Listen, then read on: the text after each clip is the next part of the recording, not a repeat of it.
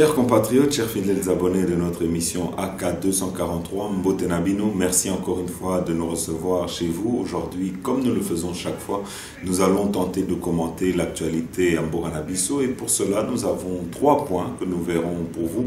Le premier, c'est le report de la visite du pape François ici à Kinshasa et notamment au Congo parce qu'il effectuera plusieurs déplacements, dont notamment à Goma. Alors, il y a plusieurs spéculations autour de ce report et en tout cas nous tenterons d'y voir plus clair. Vous savez que le cardinal Ambongo, depuis qu'on avait annoncé que le pape devait venir, avait fait de la venue du pape une vitrine politique dans laquelle il était en train de s'attaquer à la gouvernance du chef de l'État Félix Antoine Tshisekedi.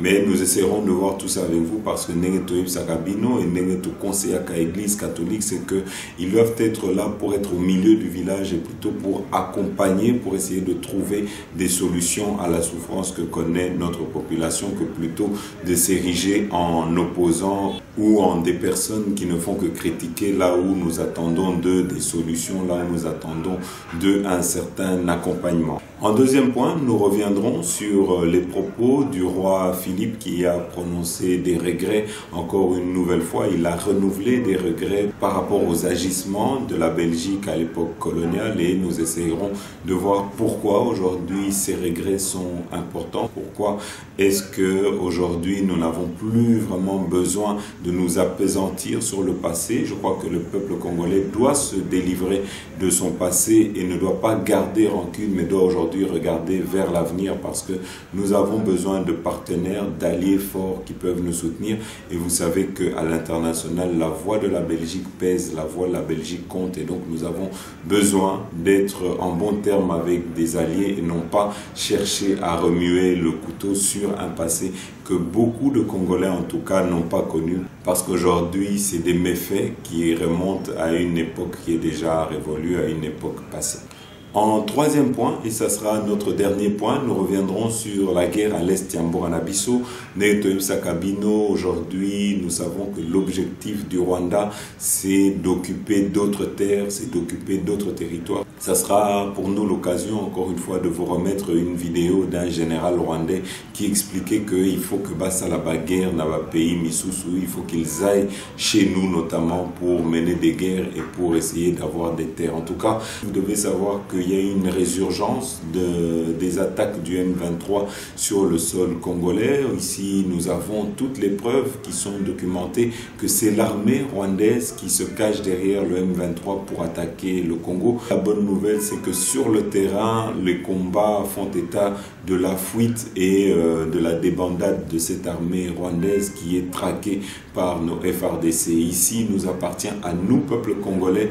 Nous avons l'avantage, nous sommes sur notre sol, nous sommes chez nous et donc il nous appartient de répondre de manière en tout cas proportionnée à l'attaque de l'ennemi, à l'attaque de nos voisins. Voilà, chers compatriotes, avant tout banda peut-être émission Nabiso pour la bande Nabiso oyo bozo découvrir Abiso, tu as la bino vidéo oyo expliquer comment vous ça là pour vous abonner, mais peut-être pour na bandeko oyo boyebite, c'est toujours important avant de démarrer notre émission d'appuyer sur le bouton j'aime. En tout cas, ça permet de rendre nos émissions visibles sur la plateforme YouTube. Donc, awa toutes les bino vidéos oyo expliquer comment vous ça là pour s'abonner. Bolanda. Chers compatriotes, vous n'êtes peut-être pas encore membre de la grande famille de tous les abonnés de RDC Source Info. Pas de panique. Il n'est pas trop tard, je vous invite à appuyer sur le bouton abonner. Appuyez également sur le bouton notification. Ça vous permettra, lorsque une de nos émissions sera mise en ligne, vous serez directement informé par YouTube. N'oubliez pas d'appuyer sur le bouton j'aime, ça nous donnera une bonne cotation auprès de YouTube et ça rendra nos émissions plus visibles auprès de nos autres compatriotes. Donc je répète, nous avons 3 actions à faire. Le premier, abonnez-vous. Deuxièmement, appuyez sur le bouton notification. Et troisièmement, appuyez sur le bouton j'aime. Ainsi, vous ferez partie de ceux qui encouragent et soutiennent RDC Source Info et vous nous encouragez à continuer à vous informer. Voilà, chers compatriotes, à Watobandi directement avec le premier point, c'est l'annulation du voyage du pape François ici au Congo. Ici, il faut savoir une chose, c'est que Toyoki a en tout cas déjà beaucoup de spéculations. Bamisou Subalobi que Babouakeli pape Mbassou par nos cardinaux qui étaient contre la venue du pape parce que selon eux, ça aurait été une vitrine pour le chef de l'État et pour sa gouvernance et eux, ils étaient vraiment opposés. Et c'est pour ça que Babana Kosalagno, surtout pour critiquer en tout cas la gouvernance du président Félix Antoine Tshisekedi, vous avez vu vous tous, Komaki, opposant au chef de l'État Félix Antoine Tshisekedi, mais la raison ici est tout autre, le pape est malade, le pape a un problème à son pied. Alors peut-être nous allons vous mettre les images au Bourmona Binumoko, comment est-ce que le pape marche péniblement, et vous entendrez également les excuses du pape qui s'excuse de n'avoir pas pu venir, mais qui promet qu'en tout cas que dès qu'il se sentira un peu mieux, il sera parmi nous. Bolanda.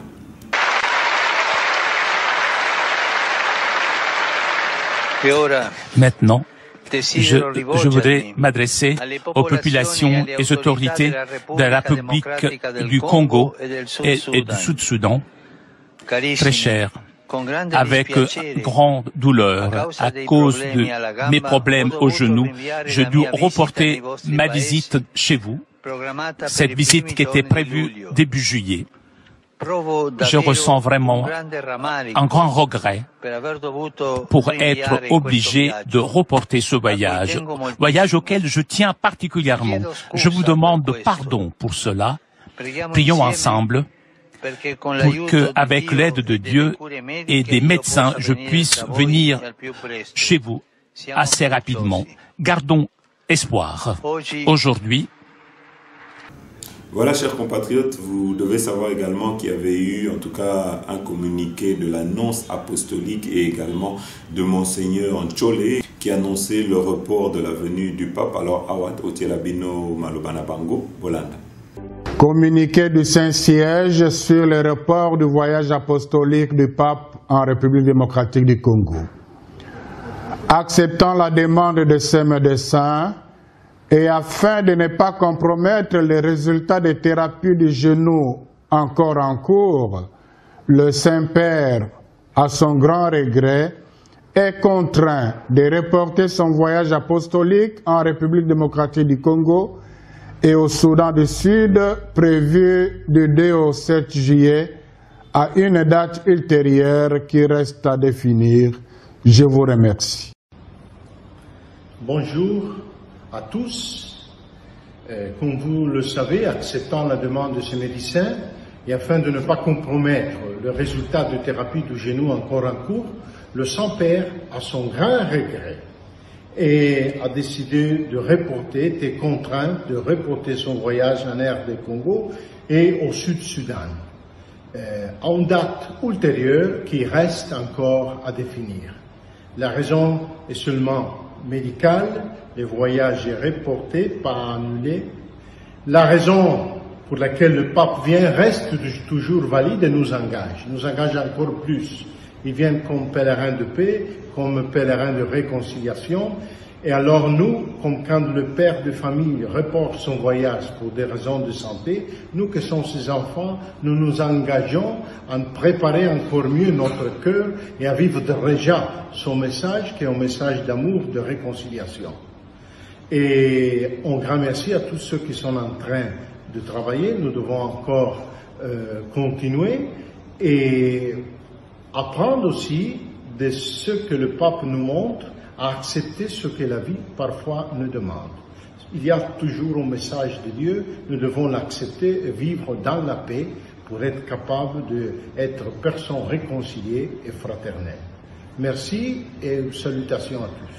Voilà, Bandeko, Negetoïb Sakabino. Aujourd'hui, nous n'avons pas besoin d'une église catholique ou de la Senko qui s'érige en opposant. Nous avons déjà des opposants. Ils ne doivent pas aujourd'hui se substituer à l'opposition ou s'ils veulent faire la politique, comme disent beaucoup de Congolais aujourd'hui, c'est qu'il faut pas quota politique et il faut pas longola sultan nabango il y a religieux parce que en tout cas il y a confusion de genre sur la manière de faire ici.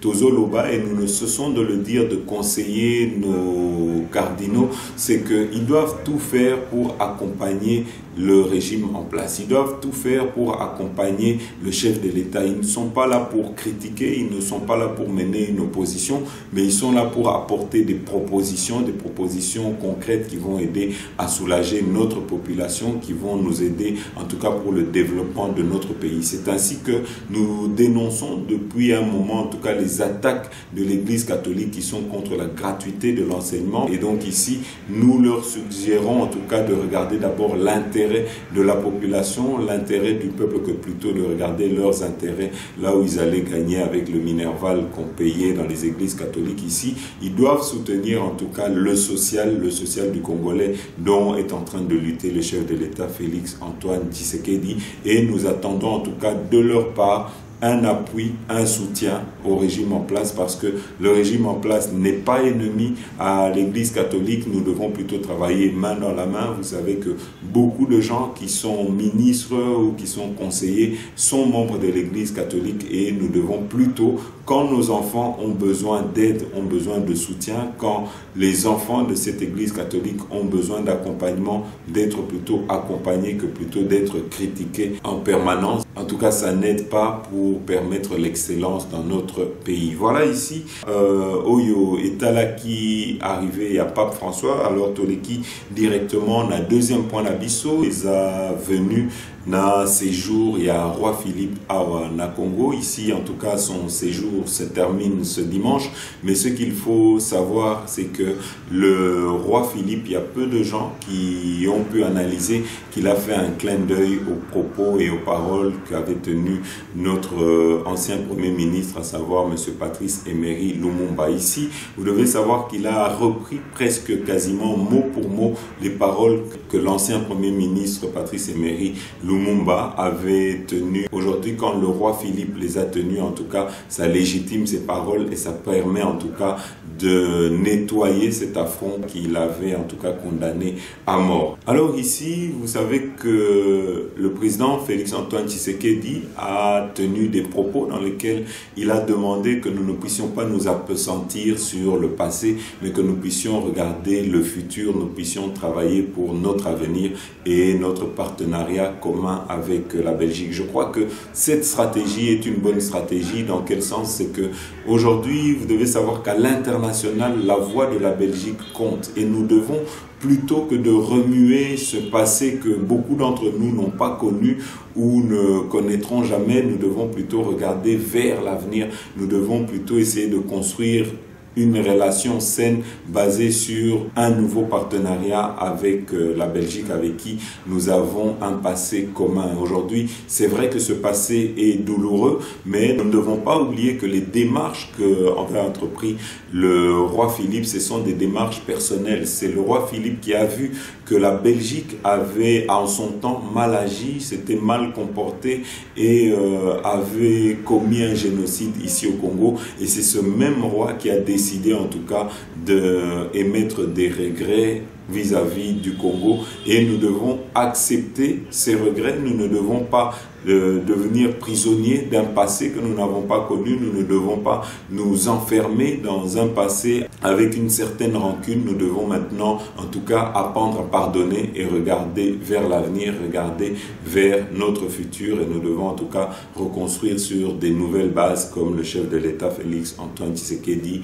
l'a préconisé. Alors ici, vous devez savoir qu'à l'international, quand nous nous retrouvons par exemple aux Nations Unies, quand nous avons un partenaire comme la Belgique qui nous soutient, qui soutient l'intégrité du Congo, c'est une très bonne chose, ça nous donne un plus-value et c'est quelque chose que nous devons plutôt entretenir en bien. Nous ne devons pas, parce que nous avons vu que beaucoup de Congolais voulaient que nous puissions nous attaquer aux propos du roi, que nous puissions peut-être le condamner. Ici, vous devez savoir que le roi était venu en tant qu'invité, et un invité, en tout cas l'hôte qui reçoit un invité, ne doit pas s'attaquer à cet invité. Il doit avoir des propos pour toi, doit avoir une certaine diplomatie dans sa manière peut-être d'avoir des reproches à faire. Mais ici, le chef de l'État n'avait pas eu de reproches, mais a demandé plutôt qu'on puisse regarder regarder vers le futur commun que nous aurons avec la Belgique. Alors ici, pour la Bandeko Oyo, c'est que le roi avait fait un clin d'œil au propos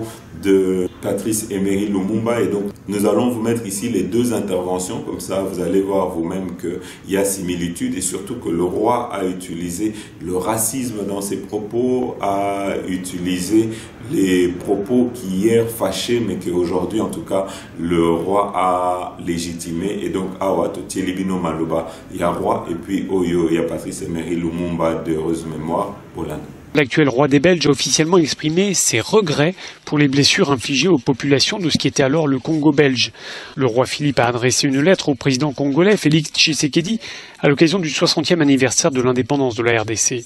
Dans ce courrier, le roi des Belges admet que, je cite, « des actes de violence et de cruauté ont été commis qui pèsent encore sur notre mémoire collective » et de reconnaître des discriminations encore trop présentes dans nos sociétés. Fin de citation.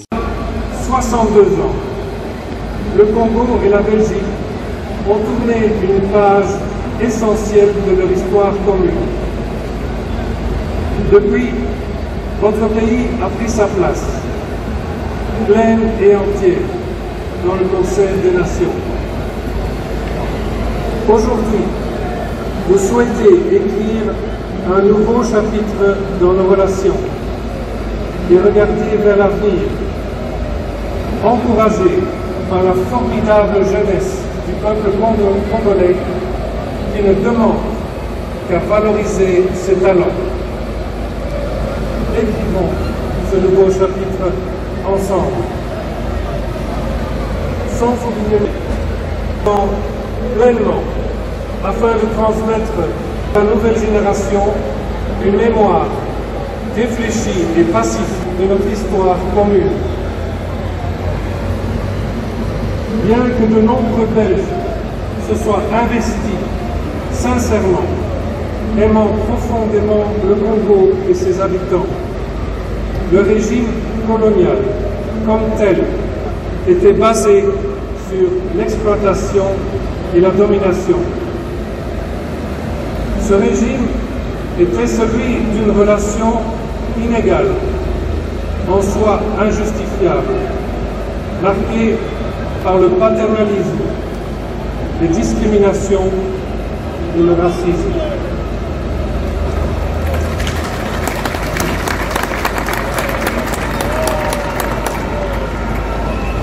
Il a donné lieu à des exactions et des humiliations.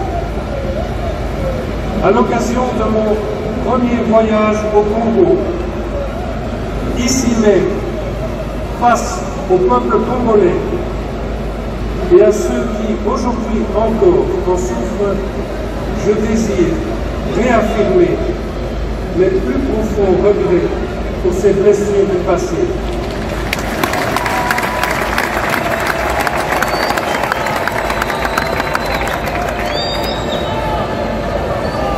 Sincère regret que j'avais exprimé dans la lettre que je vous ai adressée, Monsieur le Président, il y a 2 ans maintenant, pour le 60e anniversaire de l'indépendance.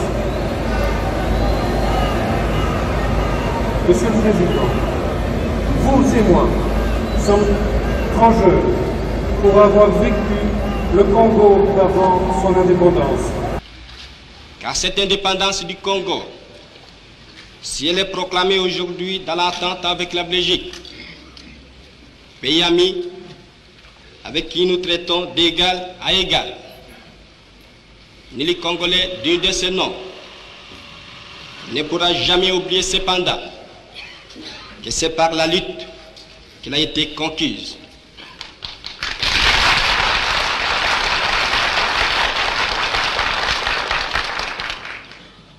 Une lutte de tous les jours,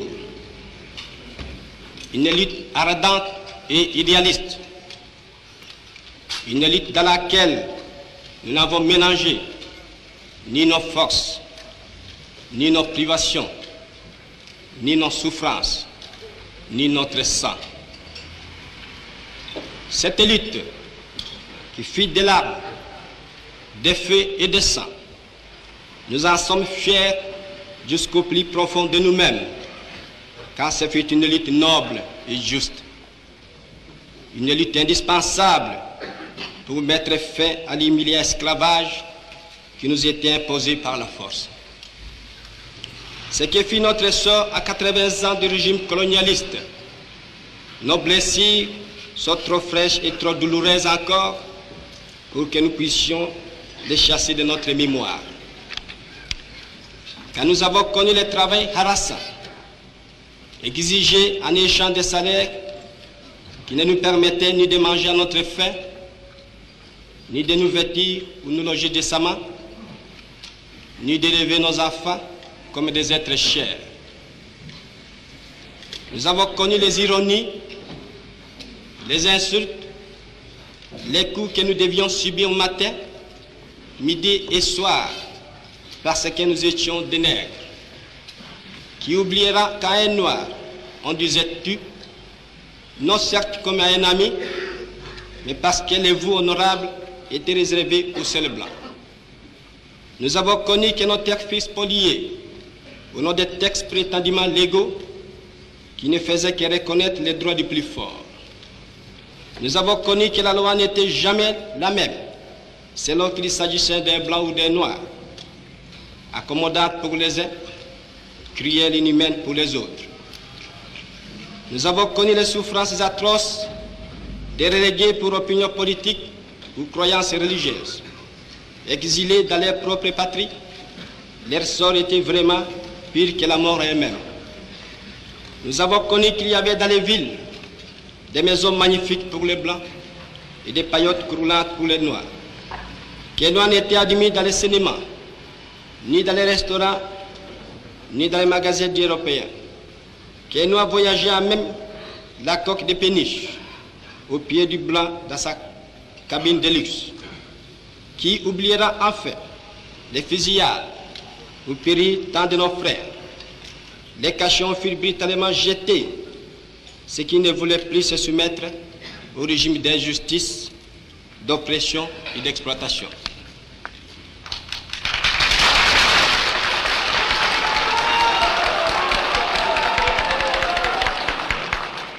Voilà, chers compatriotes, pour clore ce débat-là et pour passer au point suivant, il y a un proverbe qui dit que quand des regrets sont prononcés sincèrement, en tout cas, elles valent plus que des excuses. Donc ici, je crois que nous devons accepter ces regrets-là. Alors, Toleki, directement, na troisième point Nabiso, Eza guerre à l'est Yamboka Nabiso. Ici, nous avons eu la chance d'interviewer le Premier ministre belge Alexander De Croo pour avoir une appréciation sur ce qu'il pense de l'agression et de la énième agression rwandaise sur le sol congolais. Surtout que pour cette agression, ils utilisent toujours des faux fuyants, ils utilisent des faux arguments parce qu'ils nous parlent de FDLR. Vous devez savoir que ça fait déjà bientôt une trentaine d'années que les FDLR ont quitté le Rwanda. Et ces FDLR-là, pour la plupart, ils ont été éradiqués, ils ont été tués, ils ont été anéantis par les incursions, les multiples incursions de l'armée rwandaise sur le sol congolais. Et si on doit calculer, après 30 ans, ceux qui avaient 30 ans hier, aujourd'hui ont 60 ans, et ceux qui avaient la quarantaine, aujourd'hui ont 70 ans. Et donc, je crois que nous ne pouvons pas dire que les FDLR ont encore des capacités de nuisance contre le Rwanda. Et donc ici, ces excuses qui sont utilisées par le Rwanda ne sont que des faux qui servent à justifier l'agression sur le sol congolais, mais nous allons vous montrer que ça fait partie de leur stratégie Oyobatia qui est en place pour nous attaquer. Mais avant ça, Totier Libino interview, il y a Premier ministre Alexander De Croo, Hollande. Bonjour, on vous voit ici à Kinshasa. Votre message par rapport aux frontières congolaises ont été appréciés par les Congolais. Et je ne sais pas si vous avez entendu qu'on fait état de 500 militaires rwandais qui, depuis hier, sont rentrés sur le territoire congolais avec des uniformes verts et noirs. Quelles sont votre réaction par rapport à ça une nouvelle fois? Parce que je crois qu'on aspire tous à vivre dans la paix. Tout d'abord, je ne peux pas m'exprimer par rapport à ce que vous venez de dire ou pas. Voilà, je ne connais pas les détails du terrain. Mais premièrement, je pense qu'il faut un message d'apaisement. et que toutes sortes de tensions communautaires doivent arrêter. On connaît tous l'histoire récente et tous les impacts que ça peut avoir. Et puis, je pense que c'est la responsabilité de tout le monde, et des pouvoirs de la RDC et des pouvoirs des voisins, pour tout faire pour respecter l'intégrité territoriale de ce pays. C'est la responsabilité de tout le monde et c'est tout à fait normal que la RDC exige que ce genre, que s'il y a des ingérences, que les ingérences cessent. C'est aussi la responsabilité de la RDC de le faire et d'entamer un dialogue. Il ne faut pas que ces pays se parlent uniquement à des sommets diplomatiques, mais ils doivent se parler d'une manière plus régulière. Si la Belgique serait demandée de jouer un rôle, on est tout à fait prêt à le regarder, mais je pense que c'est tout d'abord les leaders de la RDC et les voisins qui doivent se parler. Alors et je termine par là, il y a un problème avec la rhétorique qui est utilisée par le Rwanda depuis plusieurs années, celle des FDLR. Vous savez qu'aujourd'hui, ça va faire bientôt 30 ans depuis qu'il y a eu le génocide au Rwanda. Et donc les soldats rwandais de l'époque, enfin les FDLR de l'époque, s'ils avaient 30 ans, aujourd'hui ils ont 60 ans. Donc vous voyez que dans cette rhétorique, on essaye toujours de faire croire que ces militaires sont intégrés auprès des FARDC et que c'est à cause de ça que le Rwanda, pour se prémunir contre le danger des FDLR, doit intervenir au Congo. Est-ce que vous, en tant que nation et la communauté internationale en général, est-ce que vous êtes conscient qu'aujourd'hui, cette rhétorique-là ne tient plus debout? Je pense qu'il y a beaucoup de choses qui devraient se calmer un petit peu. La violence, tout d'abord, parce qu'elle a un impact énorme sur la population de la région. La rhétorique aussi, parce que je pense que la rhétorique, ça n'aide pas. Et on a vu ce qui peut se passer avec des rhétoriques qui sont violentes. Souvent, les rhétoriques sont le précurseur des actes. Et puis voilà, les leaders politiques doivent se parler. Et que la RDC exige que l'intégrité de son territoire soit respectée, je pense que c'est une exigence tout à fait pertinente. Et chacun doit jouer son rôle. Les leaders politiques des voisinages, mais aussi les leaders politiques de la RDC. Merci beaucoup. Merci à vous. Voilà, chers compatriotes, sachez également qu'il y a un nouveau bataillon qui a été formé grâce à la coopération avec la Belgique de plus de 700 hommes qui vont dans les jours à venir rejoindre l'Est Amborana-Bissau pour terminer cette guerre et pour la faire retourner d'où elle est venue. Alors ici, au hôtel Abino Image, il y a fin, il y a formation, il y a bataillon Wana, Bolanda. Le jeudi 9 juin 2022, le ministre de la Défense nationale et ancien combattant Gilbert Kabanda Kourenga a présidé la cérémonie marquant la fin de la formation d'une unité spéciale des FARDC. Celle-ci est formée pour les combats en jungle. Nous sommes au centre d'instruction militaire de Kibomango dans la commune de Linsele à Kinshasa. Dans son mot de circonstance, Gilbert Kabanda a salué la coopération militaire entre la France et la RDC dont le fruit est justement cette formation. Il a par la suite appelé les militaires du 2e bataillon spécial de combat en jungle à mettre en pratique toutes les notions apprises durant leur formation. Nous attendons de vous la combativité, l'agressivité et la maîtrise de la force envers l'ennemi.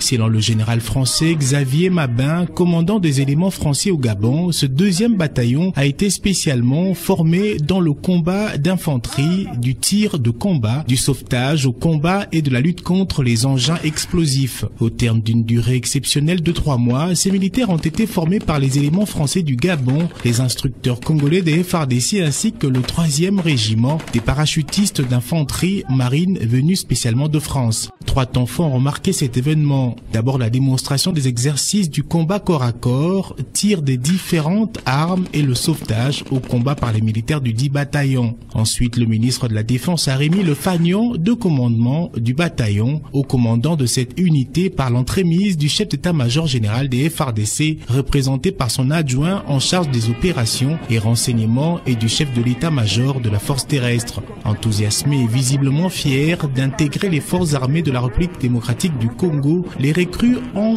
de très belles manières défilé devant le ministre de tutelle, l'ambassadeur de France en RDC ainsi que plusieurs autorités civiles et militaires de la République démocratique du Congo.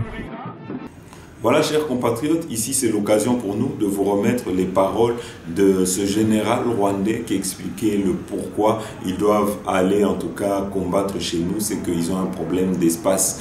Ici, Zomekako utilisé argument et à l'Okuta auprès de la communauté internationale, ils essayent de mentir, ils essayent à Kokosa qu'il y a un génocide en préparatif contre les Tutsis qui vivent au Congo, pendant que c'est eux qui envoient leurs éléments pour tuer le peuple congolais, pour endeuiller le peuple congolais. Et donc ici, Bisso, Congolais, Tolobi, nous n'allons plus nous laisser faire et notre armée se doit aujourd'hui de défendre l'intégrité territoriale. Alors, Awatotie Labino Malobaya, général rwandais, parce que les paroles ne s'envolent plus. Bolanda.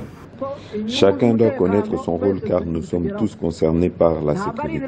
Mais personnellement, c'est à mon avantage que ces guerres perdurent car s'il n'y en avait pas, je serais au chômage. Nous vous l'avons toujours dit, nos tâches seront effectuées à l'étranger.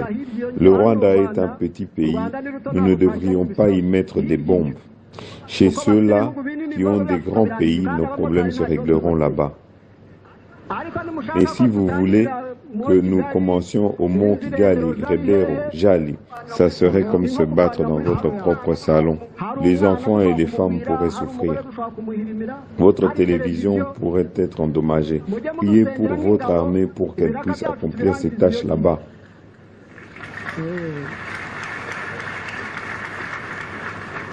Mais priez de la bonne manière, car parfois j'entends des prières disant « Mon Dieu, fais-nous gagner cette guerre ». Et moi je me dis « Dieu n'exauce pas cette prière, car moi j'ai besoin de cette guerre, mais pas par ici, je la veux là-bas ».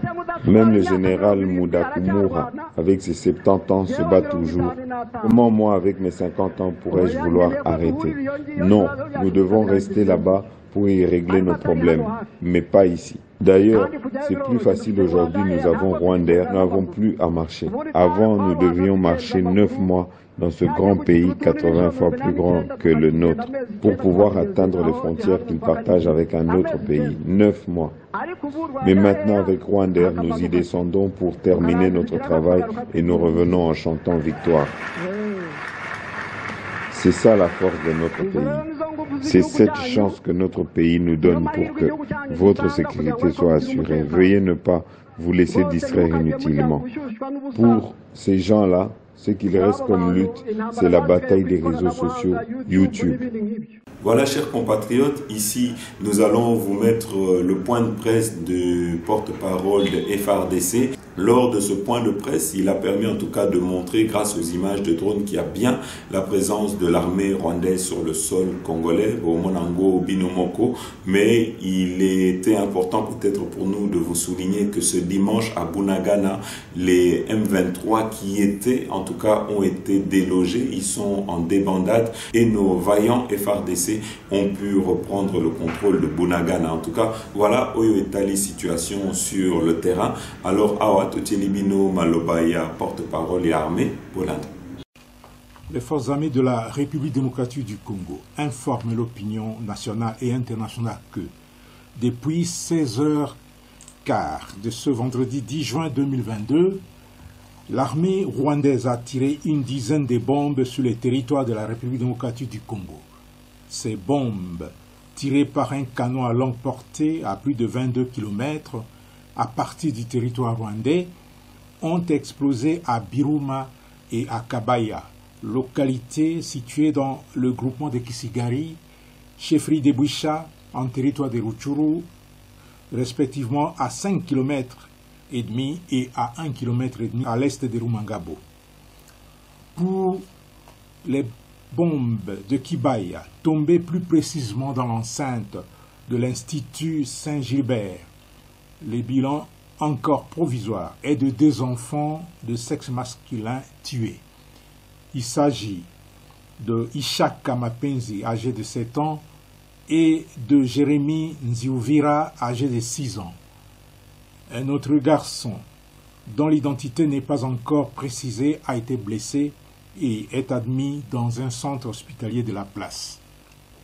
En plus du bilan humain, l'armée rwandaise a bombardé toute une école, ce qui constitue à la fois un crime de guerre et un crime contre l'humanité.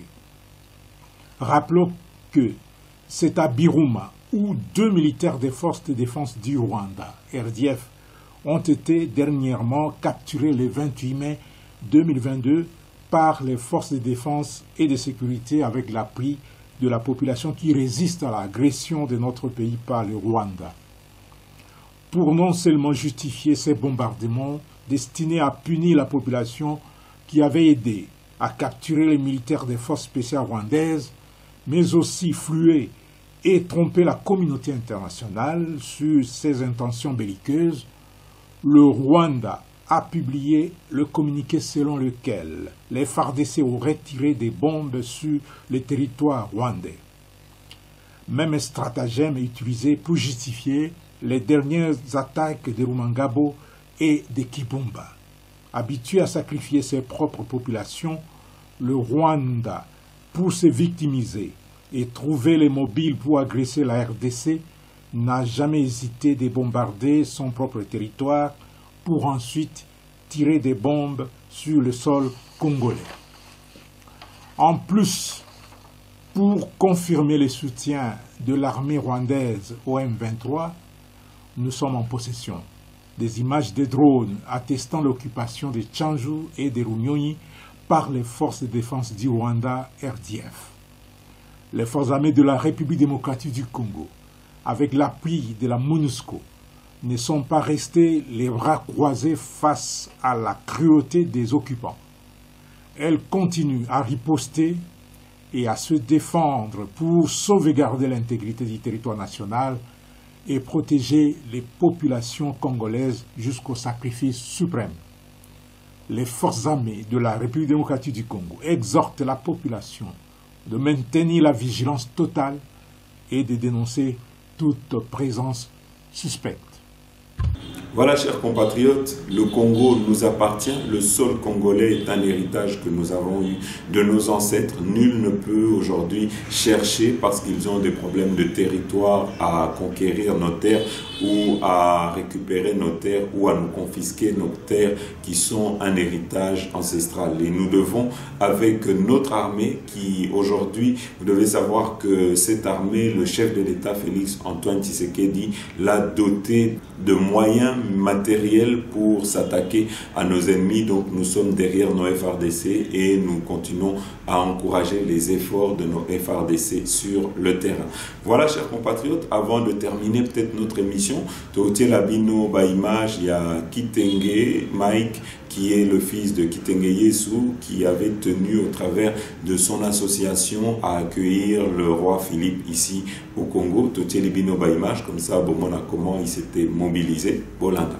Une visite historique qui a mobilisé toutes les couches sociales pour la première étape de la ville de Kinshasa. Le couple royal belge s'est fait accompagner par une foule. La dynamique Kitenge Yesu, formation politique de l'Union sacrée, était de la partie. Dès son arrivée à son départ pour Lubumbashi dans le Haut-Katanga, la dynamique Kitenge Yesu a laissé ses empreintes pendant ces moments historiques, ayant suivi avec intérêt l'adresse du chef de l'État, Félix Antoine Tshisekedi, et du roi des Belges, Philippe. Les présidents de ces partis politiques, Mike Kitenge, parlent d'un événement historique qui vient sceller la réconciliation entre deux peuples. Penser les plaies d'un passé colonial tumultueux, les regrets affichés par les souverains belges, il s'agit pour lui d'un nouveau départ. Rendons utile et intelligente. Il faut soutenir la vision du chef de l'État. C'est une bénédiction d'avoir un président tel que Félix Antoine Tshisekedi Tshilombo. Pour le président de la dynamique Kitenge Yesu, Félix Tshisekedi est un grand visionnaire qui mérite un soutien populaire. Voilà, chers compatriotes, Tokomina Suka émission Nabiso. Merci na Binonio surtout au Bolanda Kibiso. À très bientôt.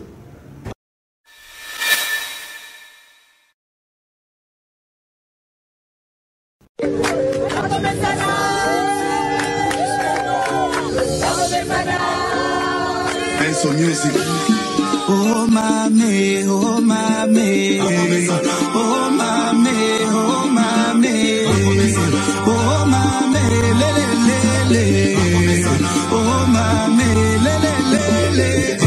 Basala 18 ans, basale lokote, bazo senga bazonga ndeli suswe, batika bafulu ebele na Congo. Bakela Kongo na biso mabe bango baloba ki Kongo ekobongate facha zi Kongo apesi yango na nzambe okasa kabinda yango esila okende universite esila baso de mouton musala kitoko okende kisangani musala kitoko Kongo mobima musale